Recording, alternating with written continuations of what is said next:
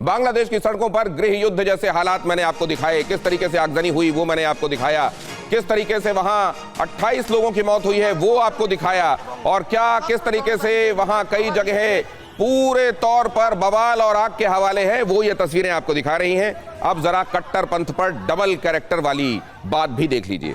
कट्टरपंथ को लेकर जब 9/11 होता है, जब अचानक वर्ल्ड ट्रेड टावर पर जाते हुए हवाई जहाज हमला कर देते हैं, अमेरिका को पहली बार महसूस होता है कि ये आतंकवाद तो अपने घर में भी घुस सकता है। ये आतंकवाद जिसके जरिए कई जगहों पर वो अपनी गोटियां सेट कर रहा होता है, उससे तो हाथ भी जल सकता है। ये पहली बार अमेरिका को पता चला, और तब पता चला कि ये गुड और बैड टेररिज्म वाला फर्क नहीं करना चाहिए। लेकिन जरा देखिए किस तरीके से चीन और अमेरिका ने वक्त वक्त पर पाकिस्तान को उसकी कट्टरता को प्रश्रय दिया है, जिसका रिफ्लेक्शन आपको बांग्लादेश में दिखाई दे रहा है। इधर देखिए जरा, अमेरिका 1980 के दशक में अफगान युद्ध में पाकिस्तान को अरबों डॉलर की मदद की। क्यों? क्योंकि आपको यह मालूम है कि अमेरिका पाकिस्तान के जरिए अपने बहुत सारे हितों का साधन करता रहा है, और यहां चीन भारत के खिलाफ पाकिस्तान को फंडिंग लगातार करता रहा है। उसको यह लगता रहता है कि भारत को अगर बहुत तेजी से बढ़ती हुई उभरती हुई अर्थव्यवस्था और ताकत के तौर पर रोकना है, या कम से कम उसके सामने स्पीड ब्रेकर्स लगाना है, तो वो काम सिर्फ पाकिस्तान कर सकता है। अमेरिका यूएसएसआर के खिलाफ मुजाहिदीन को मदद देने पाकिस्तान के माध्यम से काम किया गया। आप जानते हैं यूएसएसआर के विघटन में अमेरिका का कितना बड़ा रोल रहा है, और यूएसएसआर के खिलाफ मुजाहिदों को पनपाने में अमेरिका ने किस तरीके से पाकिस्तान का इस्तेमाल किया है। और यहां पाकिस्तानी आतंकियों के गुटों को फंडिंग और हथियार देना चाइना का मुख्य शगल रहा है। अपने यहां तो वो अपने यहां मस्जिदें तक ढहा देता है, अपने यहां वो कुरान का बेसिक कैरेक्टर बदल देता है और दूसरी किताबें पढ़ने के लिए देता है। लेकिन यहां पर क्या करता है, देखिए जरा, कैसे भारत के खिलाफ असल में एक षड्यंत्र को बढ़ाने पनपाने के लिए पाकिस्तान में कट्टरता को बढ़ावा दिया जाता है।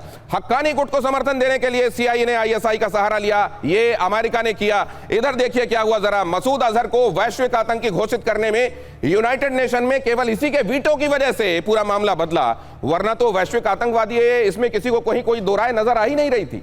America international monetary fund, world bank से भी पाकिस्तान को फंड दिलाता रहता है। साथ में ऐसा भी कि बाहर ना निकल जाए तो ग्रे लिस्ट, ब्लैक लिस्ट, इसकी धमकी भी देता रहता है। मतलब दोनों तरह का ये जो दोमुहापन है, यही दिखाने की कोशिश कर रहा हूं मैं। कट्टरता पनपाना है, उसको एक जगह जाकर अपना हित साधन करना है, लेकिन अपनी तरफ आग ना आ जाए इसके लिए एक शील्ड लगाकर रखनी है। लेकिन ये शील्ड हमेशा रोक नहीं पाती है आग को। पाकिस्तान में आतंकवाद के मुद्दों को कभी गंभीरता से नहीं लिया गया। चाइना ने हमेशा यह समझा कि नहीं, ये आग हम तक नहीं पहुंचेगी, इसलिए वहां पर ये पनपने दो, इससे सिर्फ हिंदुस्तान तक आंच पहुंचेगी, वो झुलसेगा। ये जो एफएटीएफ को पाकिस्तान पर शिकंजा कसने के लिए इस्तेमाल करना अमेरिका की पॉलिसी रही। तो यहां पर देखिए, पाकिस्तान में आतंकवाद के मुद्दों को कभी गंभीरता से, ये जो है ये निश्चित रूप से बताता है कि दो बड़ी महाशक्तियों ने पाकिस्तान में कट्टरपन जो वहां की स्टेट पॉलिसी रही है उसको और हवा देने और भड़काने में दो महाशक्तियों ने काम किया है, अपने अपने तरीके से, अपने अपने हित साधनों के लिए। क्या यह बात यहां पर भी दिखाई देती है पिनाक सर, मौजूदा हालात में भी?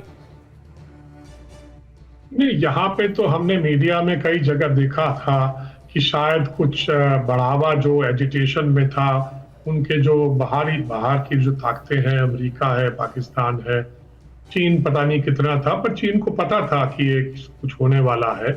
क्योंकि अगर आपको याद हो, जब शेख हसीना बीजिंग गई थी, वो रूठ के वापस आ गई थी, क्योंकि बीजिंग वालों को पता चल गया था कि इसका अब शायद ज्यादा दिन टिकना नहीं है इसमें, क्योंकि अमेरिका और पाकिस्तान तो कोशिश कर ही रहे थे। तो अमेरिका ने अपने हित के लिए ये किया है, क्योंकि उसके रिश्ते हसीना के साथ अच्छे नहीं थे, और हसीना को, और ये भूलिए मत, ये डेमोक्रेटिक एडमिनिस्ट्रेशन में शुरू हुआ था जब बाइडेन थे।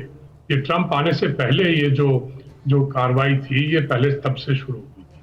तो जो भी हुआ, मतलब तख्ता पलटने का जो गोल था वो अचीव कर गए, क्योंकि अब उनको चाहिए था कि म्यांमार या बे ऑफ बंगाल या सेंट मार्टिन्स आइलैंड को किसी तरह से अमेरिका के हाथ में कर दिया जाए, तो वो वहां से अपना कुछ एंटी चाइनीज भी अमेरिकन टू काउंटर चाइना भी है इसमें, तो बड़ा कॉम्प्लिकेटेड सा है।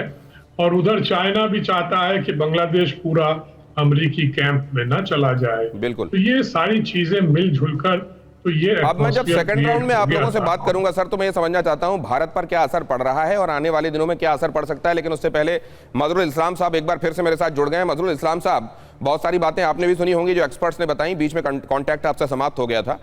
एक्चुअली ये दिखाई दे रहा है कि जो कुछ हो रहा है वो स्वतः स्फूर्त नहीं है, स्पॉन्टेनियस नहीं है बांग्लादेश में। लेकिन कितना बड़ा तबका है जो ये समझता है कि परिस्थितियां इसको पैदा कर रही हैं, इसके पीछे कोई बाहर का हाथ, कम से कम पाकिस्तान का, अमेरिका का कोई दूसरा प्लेयर नहीं है, ये सिर्फ यहाँ के हालात हैं जो इसको पनपा रहे हैं, बना रहे हैं, जो दिखाई दे रहा है। ये बात हम नहीं कह सकते कि अवामी लीग रील पे जो एक्टिविटीज था उनमें से सारे के सारे सही था, फॉर द पीपल था, बाय द पीपल था, ऐसा सही नहीं बोल सकते, ऐसा state with we can say. Besides internal agitation and internal जो कहते हैं वो नाखुशी से जुड़ गए थे इंटरनेशनल कुछ इश्यूज भी। अब सोचिए कि हसीना गवर्नमेंट के जाने के बाद, जाने से पहले भी वो सेंट मार्टिन जो आइलैंड है उनको लेके बहुत सारे अफवाहें फैल गए, बहुत सारे इश्यूज है वहाँ, tourist and local people can go over there. In between आपको पता है कि विद इन लास्ट 20 days और प्लस फ्यू अमेरिकन सोल्जर्स ने आया था, तो इसके बाद पाकिस्तान के एक शिप आ गया। तो आप ये कह रहे हैं कि बहुत सारे इशारे ऐसे हैं सर, बहुत सारी चीजें ऐसी हैं जो ये इशारा करती हैं कि हो सकता है कि इंटरनेशनल थ्रेड्स भी पुल किए जा रहे हों। लेकिन आप ये कह रहे हैं कि ऐसा नहीं है कि अवामी लीग में सब कुछ अच्छा ही अच्छा था और गड़बड़ हो गया। तो मैं ये जानना चाहता हूं सर, क्या आज सब कुछ अच्छा है? कौन सी ऐसी रिजीम किस एक देश में है जिसको ये कहा जा सके कि फूल प्रूफ है and this is ideal and this is इसको फिर इसको ही आने वाले दिनों में बाकी अगर कोई रिजीम आए तो उसको इसी को उतारना चाहिए, इसी के हिसाब से? ऐसा तो कोई नहीं है सर, आदर्श तो कहीं नहीं है।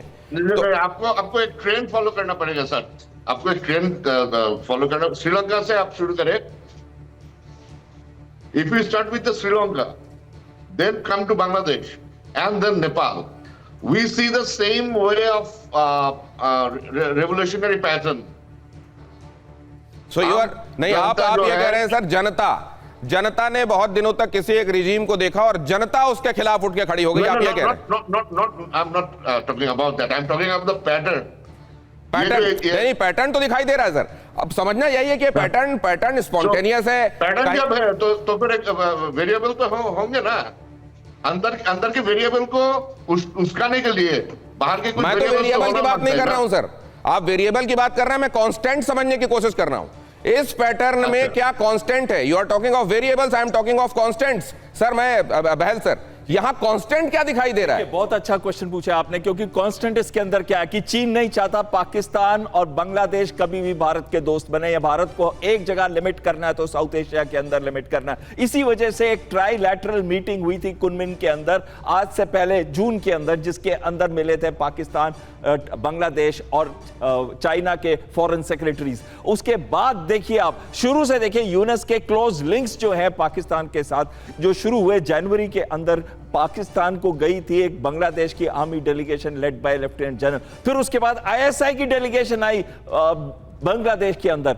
और उसके बाद क्या हुआ है? उसके बाद देखिए जनरल मिर्जा भी आए हैं जो कि न्यूक्लियर कंट्रोल रखते थे पाकिस्तान के अंदर। तो ये सारे के सारे जो मीटिंग्स हो रही हैं, सारा का सारा है, ये एक कांस्टेंट दिखा रहा है कि पाकिस्तान अपना षड्यंत्र रच रहा है, और ये दूसरा दिखा रहा है कि चीन नहीं चाहता कि भारत कभी भी इस साउथ एशिया से आगे बढ़े। और आखिरी चीज मैं इसमें यह कहना चाहता हूं कि दोनों चाहते हैं कि जो भी अवामी लीग के बचे हुए लीडर्स हैं उनको खत्म कर। क्या सर अवामी लीग के बचे हुए लीडर्स को खत्म करना इतना आसान है क्या?